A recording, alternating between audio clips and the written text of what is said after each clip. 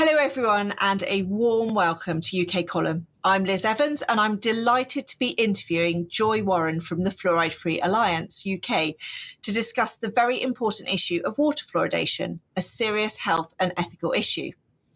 So Joy has a degree in environmental science and has been campaigning against water fluoridation for over 20 years, including advising and helping my organisation, the UK Medical Freedom Alliance, in a campaign we ran last year, opposing a proposal to add fluoride to water in a large area of northeast England.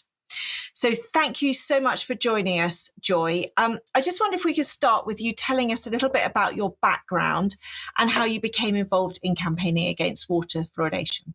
Oh, good morning, Liz. Thanks for asking me to come onto the programme. About 22 years ago, I learned about fluoridation at a Friends of the Earth meeting. The lady who was telling us about it was a medical doctor, and she had been made ill by drinking fluoridated water in Coventry, having previously lived in London.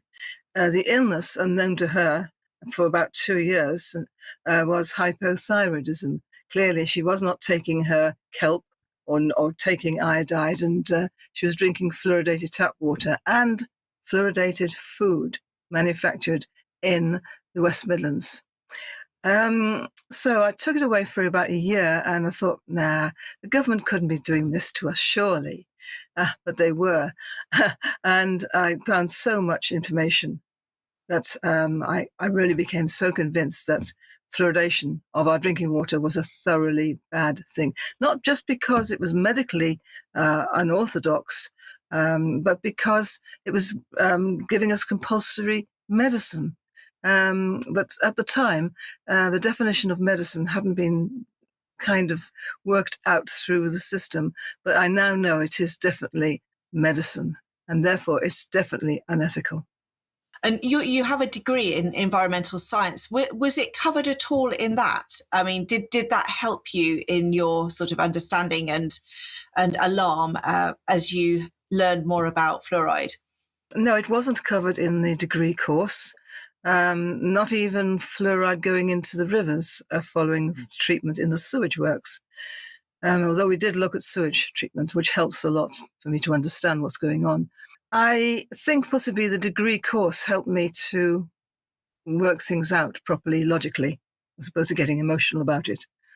Mm. And I mean, many of us, hearing your story might be starting to raise alarm bells thinking, I don't even know if I'm in a fluoridated area.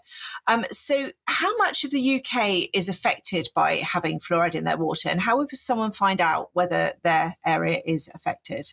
All right, so 6 million people living in England are fluoridated deliberately. Another 300,000 are getting water which has got natural fluoride in it, and that comes from the bedrock. It's mainly in the east coast of England that you'll find natural fluoride. For deliberate fluoride, it's most of the West Midlands and Warwickshire, and most of the northeast. Part of it is threatened now, as opposed to being fluoridated at the moment. And there are pockets of other places like West Cumbria and Cheshire and Bedfordshire, which have got it as well. And that's because I think something to do with industry and the prevailing winds. And the people living northeast of the prevailing winds are possibly being fluoridated because of the industry not wanting to worry about their pollutants coming out of their stacks. It's a kind of like a cloak and dagger thing, really. And this happened back in 1985 when Margaret Thatcher legalised fluoridation. And she started off, I believe, then worrying about Consett and Stanley and Northumberland, where there was a large population of coal miners. She was a chemist. She knew all about fluoride, so she knew how it affected the body and how it silts up the pineal gland. So why wouldn't she want to sort of keep the population quiet? Because that's what's happening, because they used it in the gulags in Russia to keep the prisoners quiet. So that's probably what's happening for most people who don't even know they're fluoridated. and don't even know why it would be dangerous for them to have it in their water every day of their lives while living in a fluoridated area. So, from an informed consent perspective, I'm thinking, is it not written? Is it written on people's water bills? You are in a fluoridated area and you are being medicated.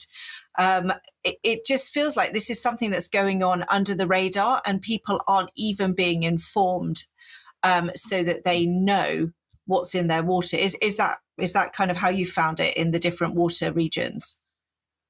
I think anybody moving into a fluoridated area would not think to ask about the water supply when you move into a new house. It's only later, perhaps, it might percolate through to you. A few years back, we persuaded Severn Trent to add a clause in the back of their water bill saying that your water is fluoridated. That lasted for about 3 years, and then it disappeared. I don't think it's on any water bills, but definitely is if you go into a water company's website and ask to see the water quality report for your postcode, you will then see there's a statement above the details which says that fluoride is added to your water at the behest of the health authorities.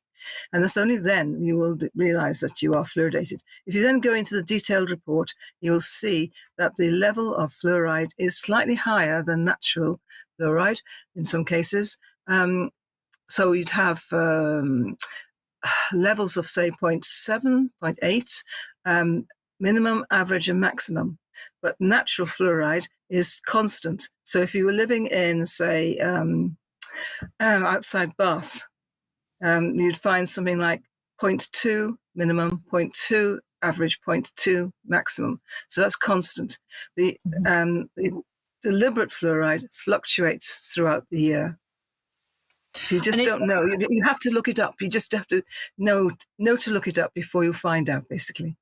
Right. So it requires an active forensic effort from a consumer to even find out what they have to look into these reports. And I'm curious about, is natural fluoride less hazardous to human health than the added fluoride? At the levels encountered in England, it is less injurious. It's calcium fluoride and also magnesium fluoride. But in a couple of areas on the northeast coast, like Hartlepool, Peterlee, Easington, the levels are 1 milligram and more, because these areas lie over the magnesium shales, and the magnesium has fluoride in it.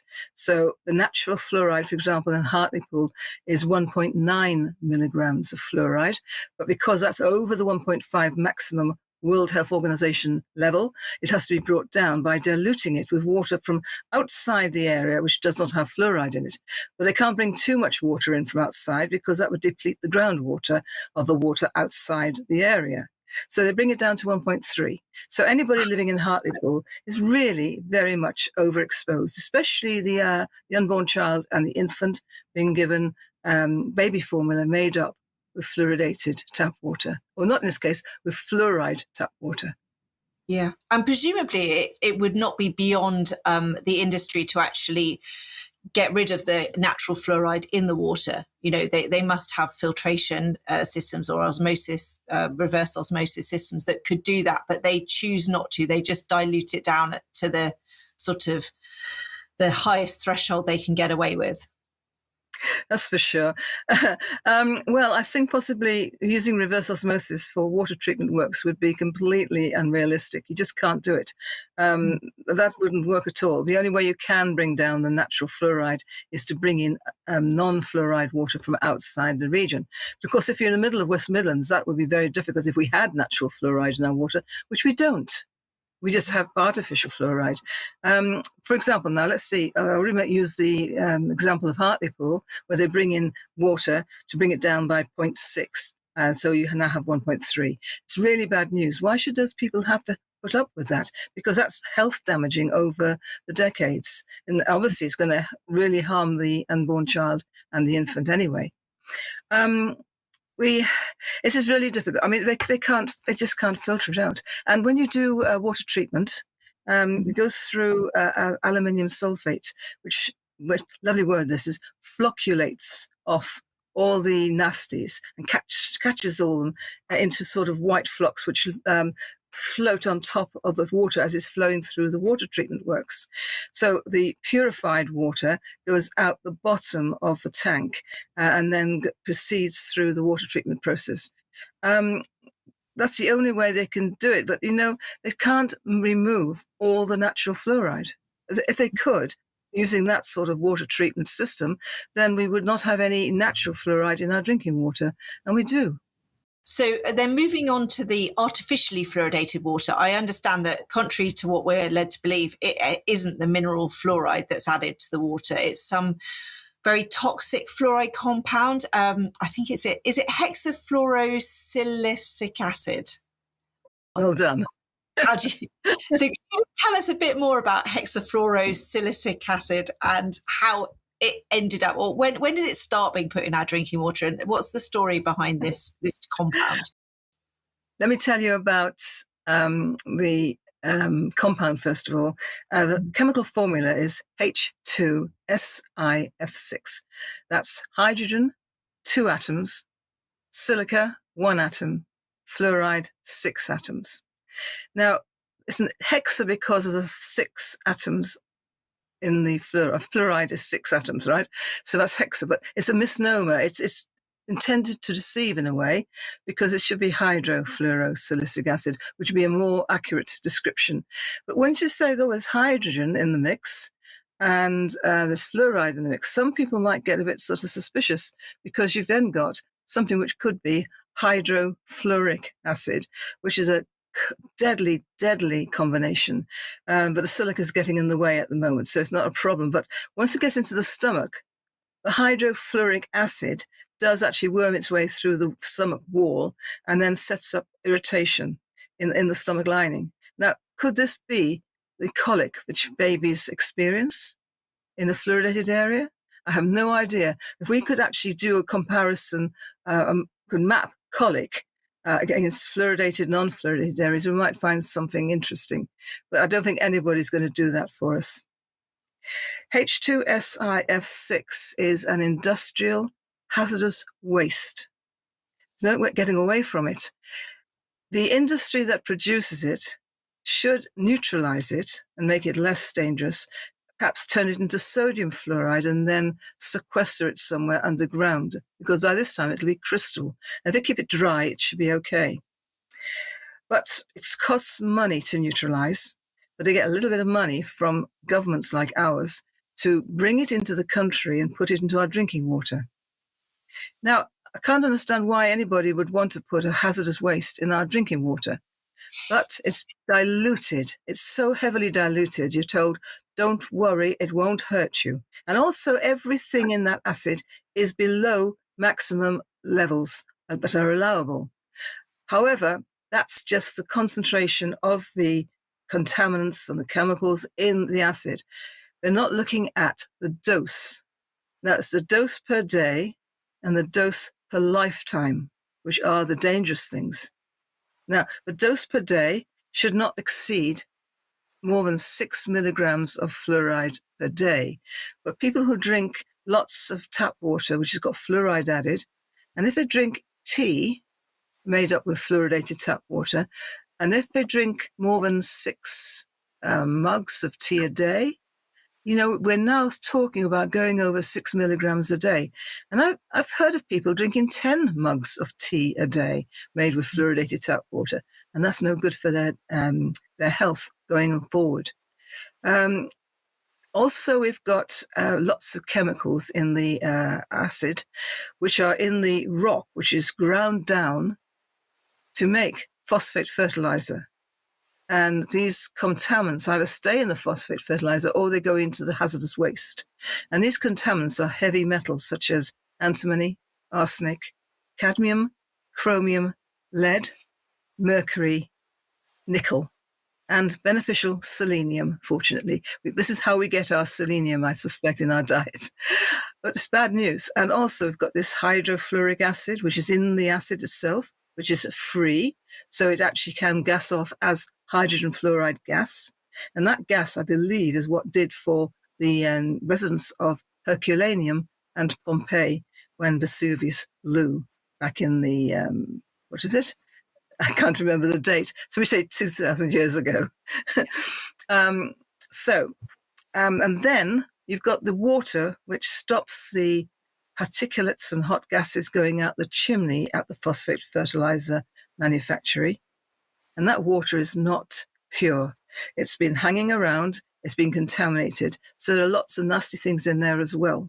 And on top about 28 different contaminants in the hexafluorosilicic acid, which is not good for our health going forward. Every day of our life, we'll be drinking these. They're in minute proportions, but you really shouldn't have arsenic in your drinking water. And I think the main reason for having water treatment, I may be wrong here, but it's to take out all the nasties. So we have nice potable water coming out of our tap. But how can you have potable water when all the nasties, or most of them, have been removed, and then the water company adds them back? And that is a real scandal of fluoridation. They try to tell us, oh, it's okay because everything is below the maximum allowable. But it may well be, but we're looking at daily exposure, lifetime exposure, and lots of these heavy metals are bioaccumulative. Yeah. Real scandal. That is extremely concerning. So whose bright idea was it to add this to drinking water? When did it first happen in the UK? And were we the country that started it, or had this already happened elsewhere? Yes, it started in the United States. It was because the Aluminium Company of America couldn't get rid of its waste at a small cost, so they decided to dump it, but they couldn't dump it because the law said they couldn't do that. So somebody had a bright idea that would be put in drinking water and drip fed into the drinking water, and therefore drip fed into people, but most of it isn't drunk.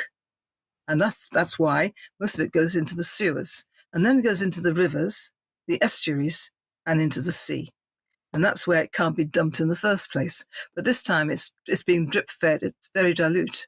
So yeah, why not, hey? The sea can take it. The sea is more able to put up with levels of fluoride that the rivers can't. And of course, in the rivers, the freshwater life is now suffering that badly. Because in England, it goes into our sewers and half of it goes into our rivers when it's been treated. Right, so 1948, 49, they started a 10-year trial to see what would happen to the dentition of children. And they said, oh, yeah, it's working, it's wonderful. But they forgot to tell us about the reduction in dental decay in the non-fluoridated control group.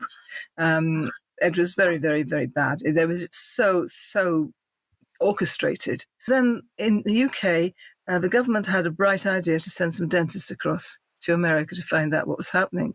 And the dentists came back to the UK and said, hey, it's brilliant stuff. This is really stopping dental decay. And we've got a huge amount of dental decay in our children. So let's do it.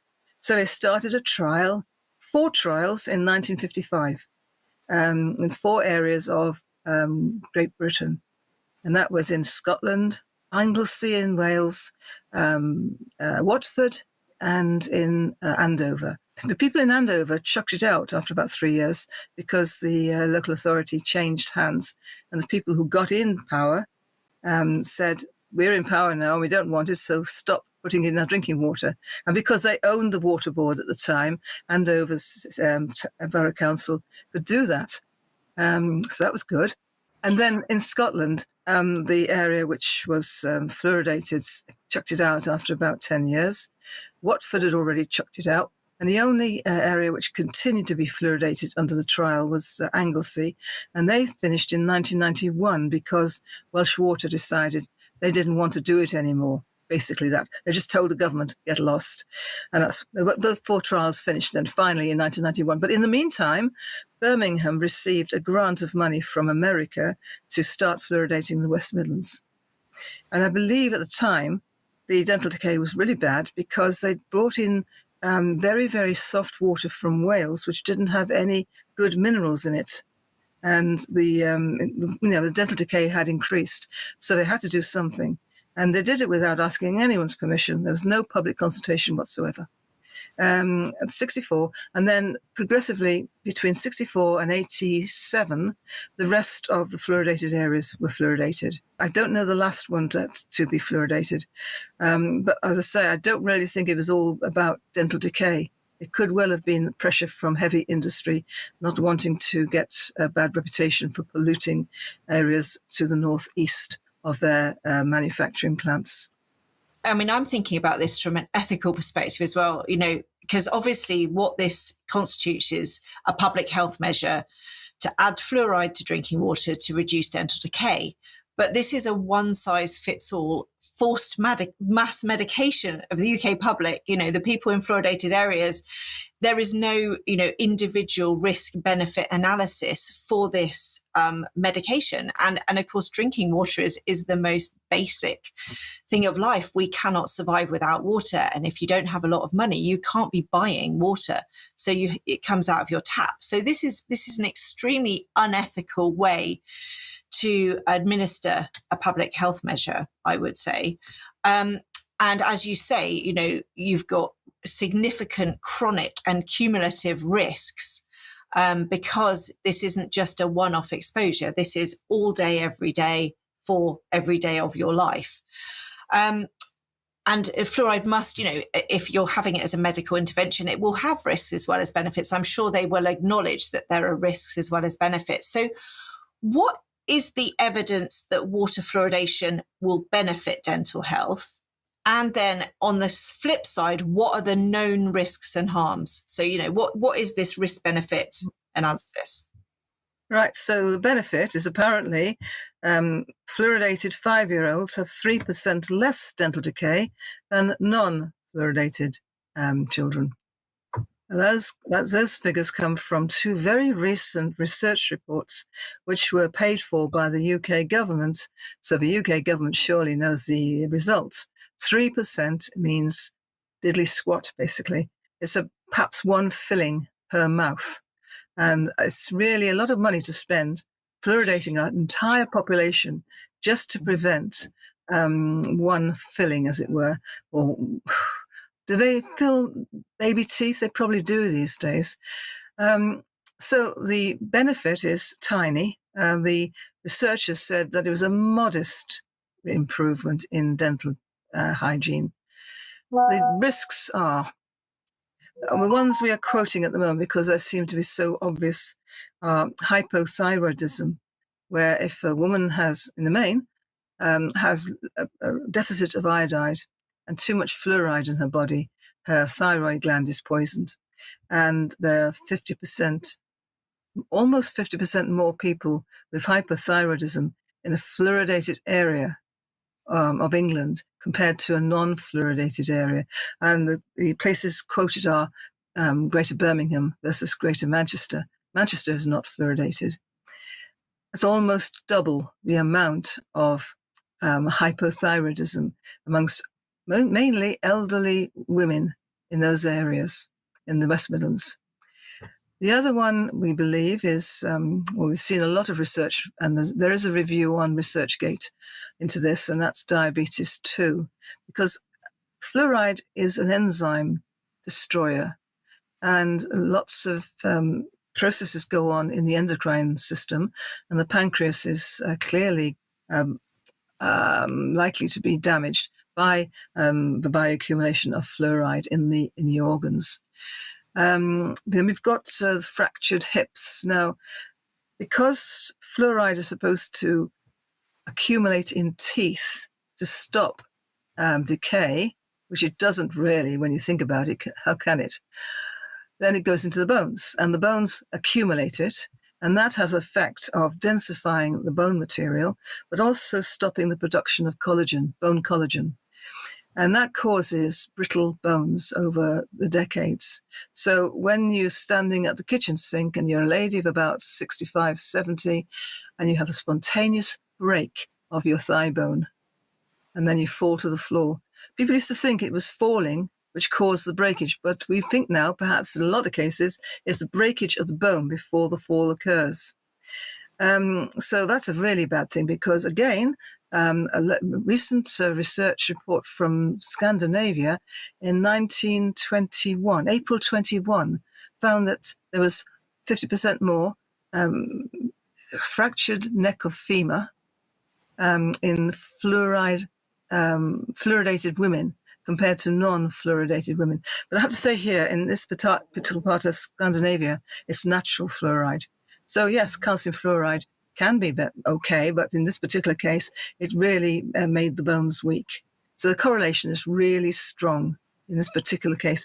In 2022, a year later, we find that the Department of Health, in their 4-yearly monitoring report on the health effects of fluoride, forgot to include the 2021 Scandinavian report, which was rather good, wasn't it? They included other things on fractured neck of femur, but not the Scandinavian one.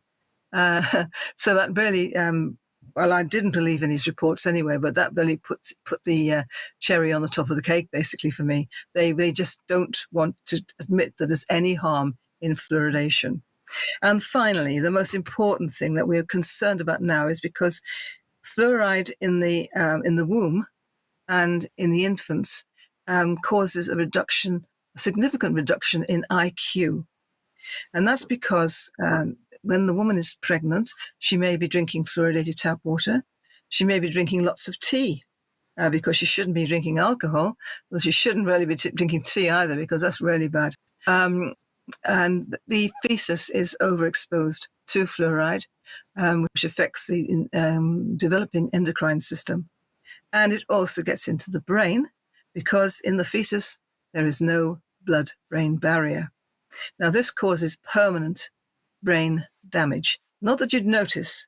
The child will be less intelligent, but not noticeably so to in the eyes of the parents. Unfortunately, this actually shifts the intelligence of a whole population down.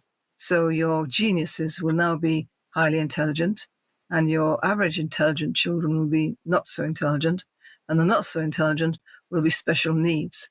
And the special needs would be probably completely non-educationable because there's just no way that they can ever be shown how to improve their brain health and their intelligence. So this is a really bad thing. We've had an American judgment in September last year. After 7 years court trial, the judge ruled that fluoride poses an unreasonable risk to the IQ of children. That is a really very strong decision. He told the Environmental Protection Agency to basically up their game, try to stop the overexposure to the population to fluoride, because obviously you don't want your population to be unintelligent. That would be a recipe for disaster. So those are the 3 or 4 real reasons why we think it's really bad for health. And of course, the ethics is out of this world. It's really bad news. You cannot give someone who has got mental capacity compulsory medicine. And it's coming out of your tap, and you can't afford to buy unfluoridated water in bottles, or you can't afford to filter it. It's compulsory because you have to have water to keep yourself hydrated, to keep away all the nasty diseases you can have from being dehydrated. So it's really bad news. I could quote you all the law on this if you wanted me to, but I've gone on for some time, I think. That was really, really interesting. And I mean, it just shows what a catastrophic policy this is. The figures are astounding about the increased rates of the hypothyroidism and the fractured neck of femurs. We're not just talking about 1% more, we're talking about 50% more. And thinking about what that means for public health, because these are life-limiting, life-ending conditions. They will knock years and years off people's health. Then, of course, the additional exposure to the fetus and the developing brain and the impact that that's now being sort of proven in court to have is really, really sobering, very sobering. So in your sort of research through the government sort of data, have they actually ever produced a study which shows evidence for long-term safety for this? Because it's all very well to say, oh yes, we've shown that this reduces dental decay, but where is there research that says we have studied people for 30 years who are taking this much a day, and we're comparing them to a control group who were in a completely unfluoridated area for 30 years, and these are the health outcomes? Have they ever done this? Because it feels like the onus should be on the government to prove long-term safety before they start basically treating us as guinea pigs. Correct. They have never done a risk analysis research into the issue. And when we do freedom of information requests to the Department of Health and ask them to provide the information, the research information, which proves their mantra of safe and effective, they say the Department of Health does not hold the information. That's a get out, isn't it? They don't know, they don't have it. That seems to be the mantra for everything toxic that they want to give to you. It's the marketing slogan. So again, has that been kind of used in fluoride, that it's safe and effective? Oh, yes, all the time. Of course it is, yes. Otherwise they wouldn't be doing it, would they? Yeah, safe and effective every other week, I'd say. Wow. So where are dentists in all this? Because obviously they play a massive part in not just pushing water fluoridation, but also giving people individually fluoride-containing products, painting fluoride on people's teeth, fluoride mouthwashes, toothpastes. And I remember when I was a child taking fluoride tablets, because that was all the rage. Your child would take their fluoride tablet every day.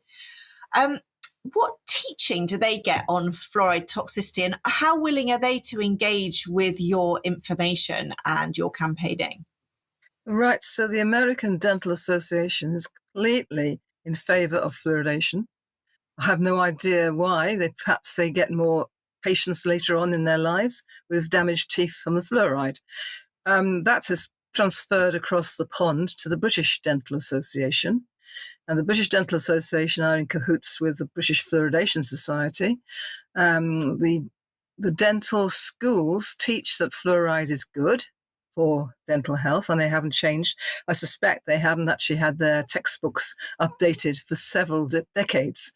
So the dentists come out of dental school believing in fluoridation and fluoride, and of course they are now encouraged to paint the teeth of young patients with fluoride varnish, whether or not the parent wants it or not.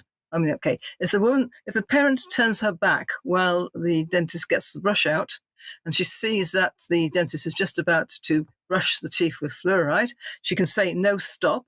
And she has the right to do that. Of course, the dentist won't like that because he's already opened the bottle and probably wasted his brush.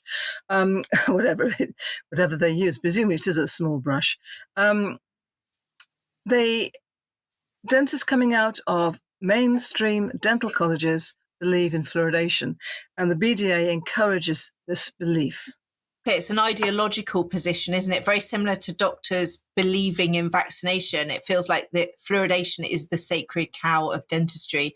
And I would just like to back up what you said about when they're trying to paint children's teeth. That actually happened to me with one of my children. I'd just taken them to a routine appointment, and then suddenly the dentist goes, oh, I'm just going to put this fluoride on your teeth. And I literally went, stop, do not do it. And then we had this big argument. And I was just like, no, I don't want you to do it. And, well, why not? And And I just said, no, I don't consent. Anyway, we got out without my daughter being painted. But I was so shocked that A, I hadn't been asked. It was just presented as a fait accompli. And B, that when I said, I don't want this, that this was such an emotive issue. So we actually switched dentists as a result. But yeah, so I have firsthand experience of that. And it is, so you're really up against a profession which has an deep-seated ideological belief which cannot be questioned.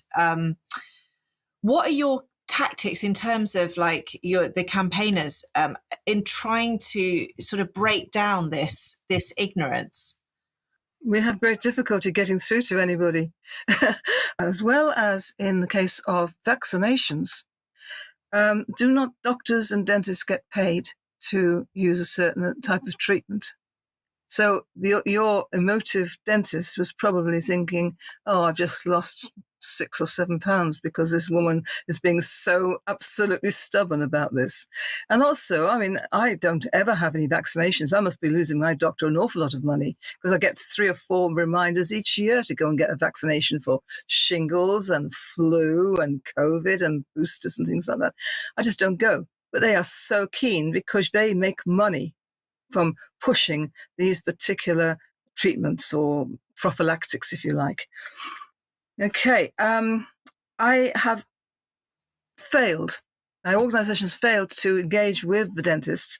The only dentists that we can talk to are holistic dentists, or the ones who don't belong to the BDA, and they are in the minority. How do you battle something like this? I used to put comments on the British Dental Journal comments box on certain things until they stopped putting the comments box on because of people like me being against what they are pushing, as it were. No, it's really difficult to break in. And how do you get a course book changed when the policy is still so strong there? And why are they not listening? Why are the dentists not listening in the BDA? Why do they not want to see the truth? Is it because they've been wrong all this time and they don't want to admit it? And that probably is more likely the case. It's a serious responsibility to prescribe any medication to an individual. And if you think about how lax they are around the dosage of fluoride, because, you know, if you're giving, I know sometimes they'll say you need high fluoride toothpaste. So this isn't just your normal toothpaste from the supermarket, but you're getting, you know, really high levels in specialized toothpaste, plus mouthwashes, plus this painting, and then plus you don't know how much people are drinking. I mean, people could be getting astronomical levels of fluoride that could cause some very serious, quite quick acute health problems. You know, if you think about the range of dosage across the country, where some people are probably getting away with having hardly any fluoride and some people are getting thousands of times higher.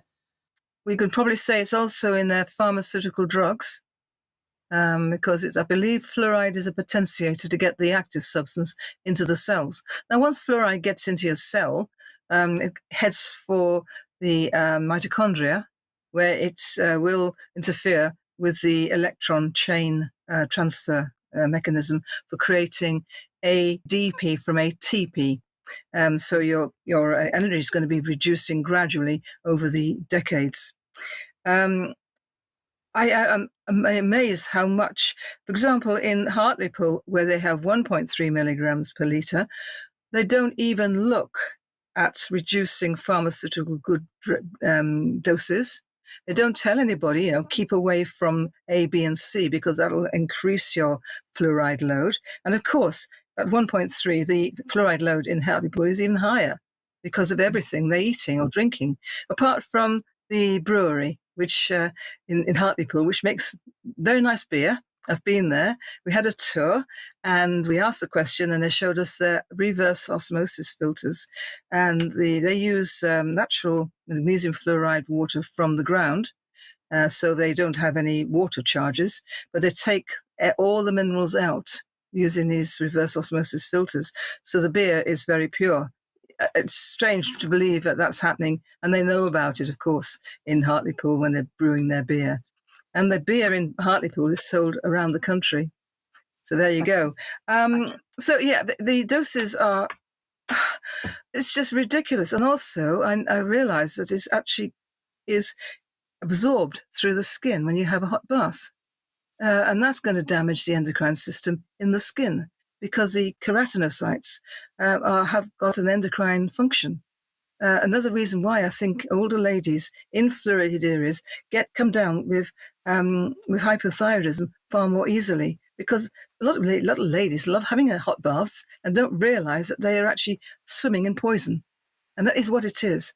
If it reduces a child's IQ, it's known as a developmental neurotoxin. And if it's not exactly developmental for an adult, it's still a neurotoxin and a toxin. So you just don't want it anywhere near your body, because it really, really damages the whole body systems. So yeah, the dose is definitely uncontrolled, definitely. Yeah, so I think there's going to be a lot of our listeners who are going to be quite concerned, especially if they're in a fluoridated area. So what can people do to actually reduce their exposure if they are cursed with this additional fluoride being put into their water? What steps have people been taking which might help? It's a bit of a discipline, and you just have to realize that it's not going to be too much of a discipline after a few weeks. First of all, in my house, and we're fluoridated, we have reverse osmosis, but when I can't be bothered to change the filters, I stick the filtered water into a distiller. So we then get 4 liters of pure water after 4 hours. Then you have to wait for it to cool down, stick it into the receptacle you're going to be drinking it out of. Our distiller has got a stainless steel body internally and externally, and also we have a glass receptacle to receive the filtered water. Unfortunately, we don't go for glass demijohns, so we do drink out of plastic bottles. That's why we wait for it to cool down.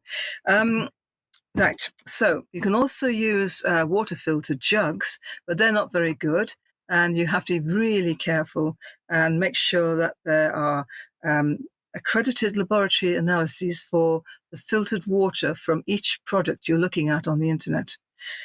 First of all, Brita, BRITA, has never claimed that their product reduces or removes fluoride.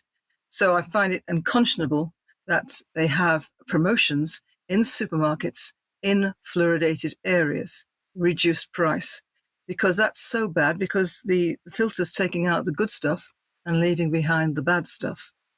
There are some other water filter jugs on the market which I wouldn't touch until I've done a thorough analysis. And you have to be very careful here, because you have to do it when the filter's new, when it's half used and 3/4 used and completely depleted, to make sure that the claims were accurate. But the one thing I would say about Zero water filter, it does work, although I had my doubts to begin with. But I did actually analyze it, and it did work, and it does work. There's filter jugs. So that's reverse osmosis, which is really good. Again, you have to change the filters and the membranes half at 6 months and at a year. So filters every 6 months and the membrane every year, in order to keep the efficiency of the filter.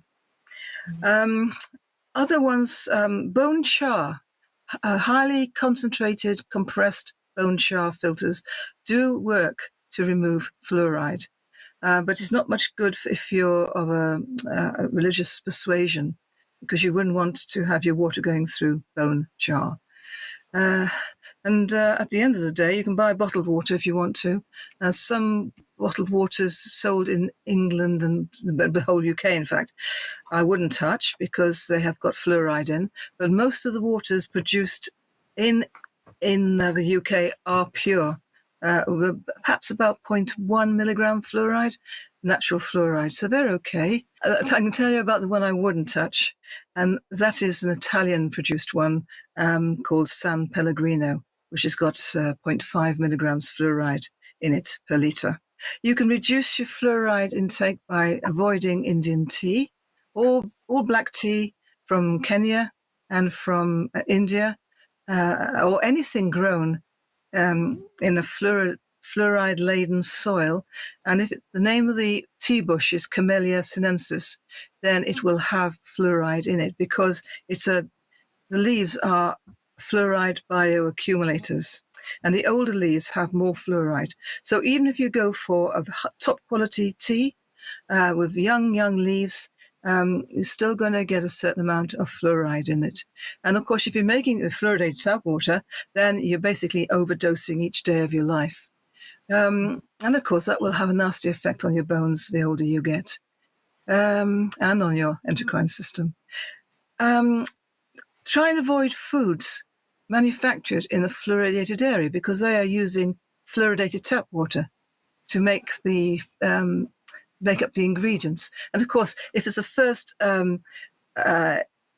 ingredient in the list of ingredients in that particular food, then obviously the majority is going to be water, fluoridated water. So you need to avoid things made in, say, Britvic in Rugby, because they make up concentrate with fluoridated tap water. You just need to know what to look for on the ingredients. And if you can find out the source of the food, then you're fine. But unfortunately, supermarkets don't actually tell you the postcode or the town where their foods are manufactured. So you just have to be a detective. It's not an easy thing. It all depends how switched on you are to avoiding fluoride. But the most important thing is don't drink fluoridated tap water, don't have a hot bath in a fluoridated area, and don't drink tea.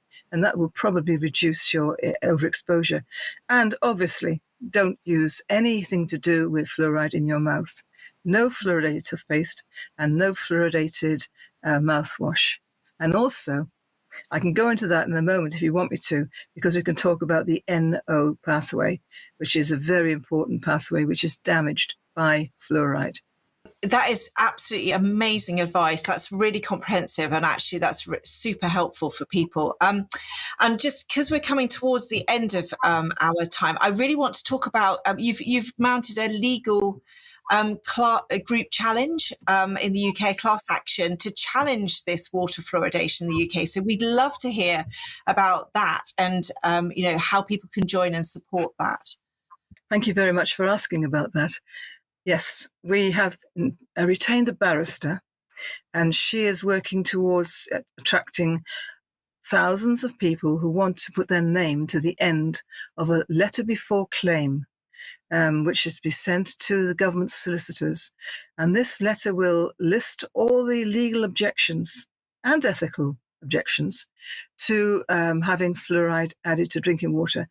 And all the laws we can find counteract the one permitting law, which is the Water Industry Act 1991, where the government has the power to order a water treatment company to add hexafluorosilicic acid to their treated water.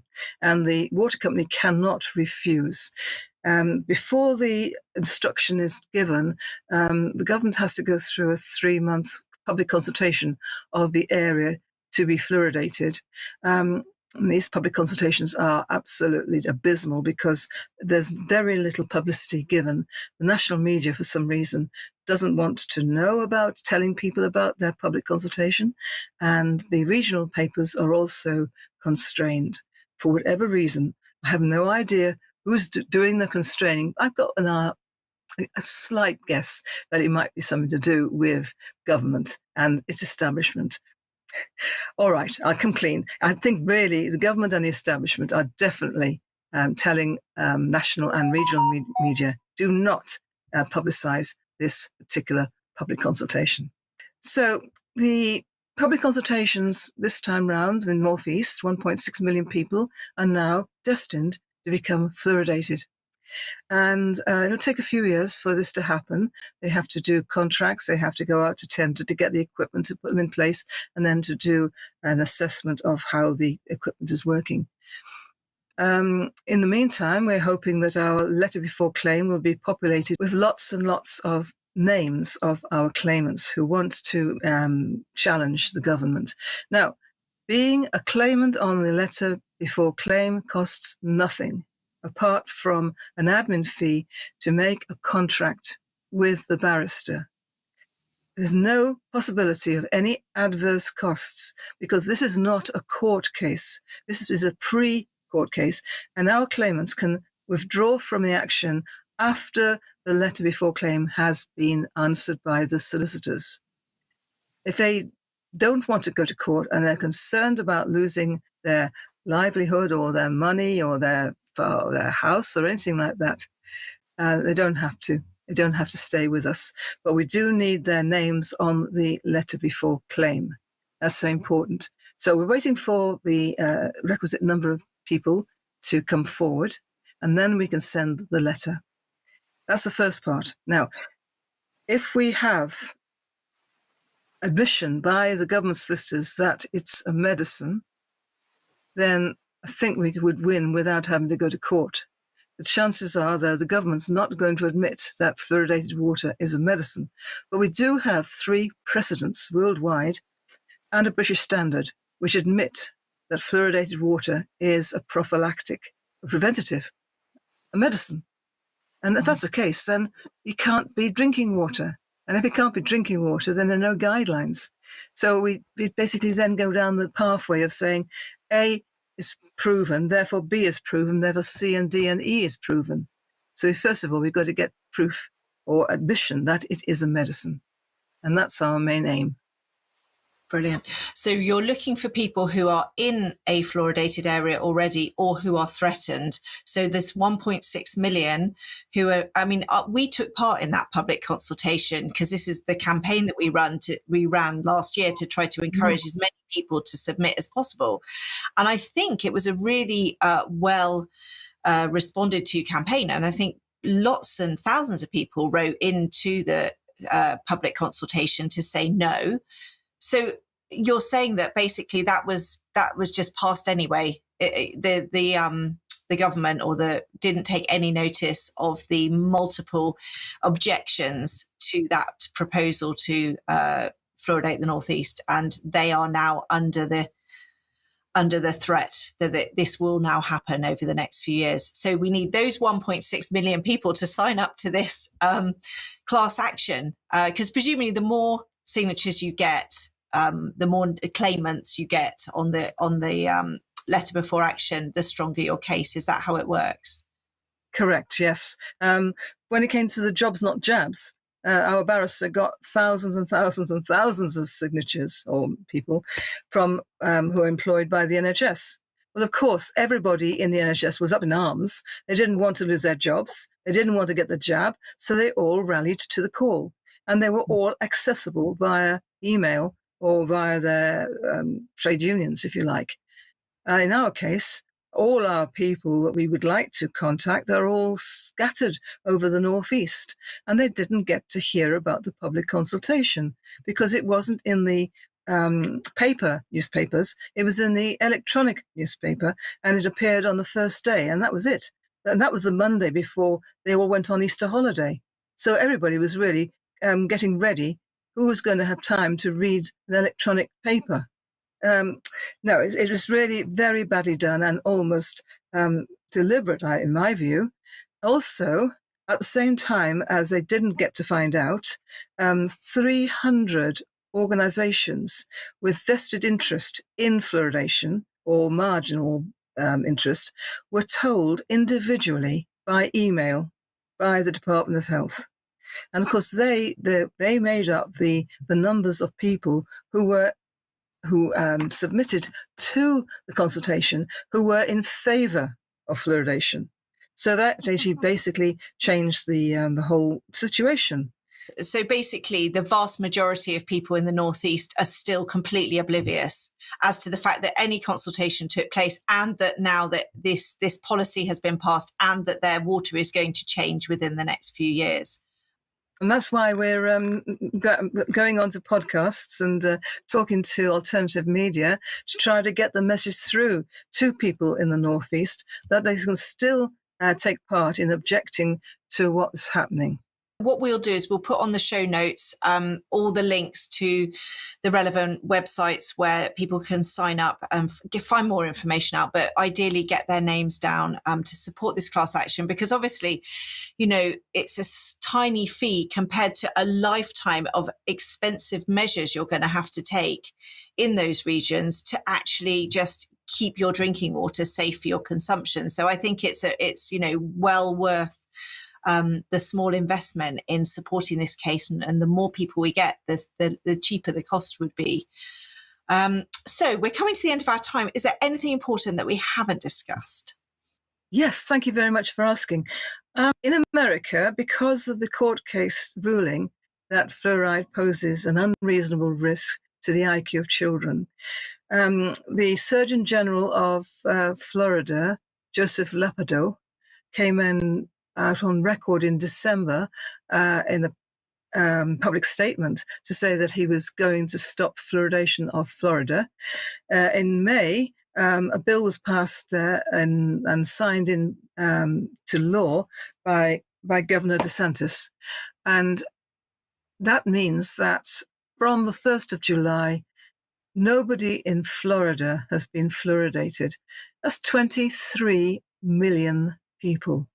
It's such a wonderful, wonderful thing to have happened.